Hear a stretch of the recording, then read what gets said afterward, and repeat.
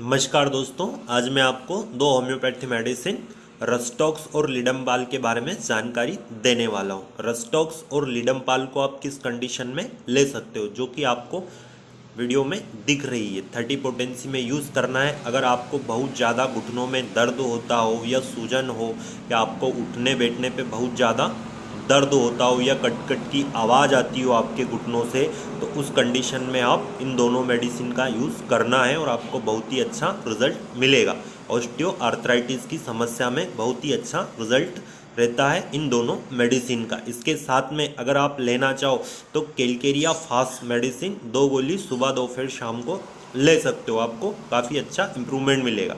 इस मेडिसिन का यूज़ आपको किस प्रकार से करना है, 2 बूंद सुबह, 2 बूंद दोपहर में, 2 बूंद शाम को, 2 बूंद सुबह, 2 बूंद दोपहर में, 2 बूंद शाम को। लगभग आप इसे 1 महीने कंटिन्यू कीजिए। आपको आराम लगे तो इसे 15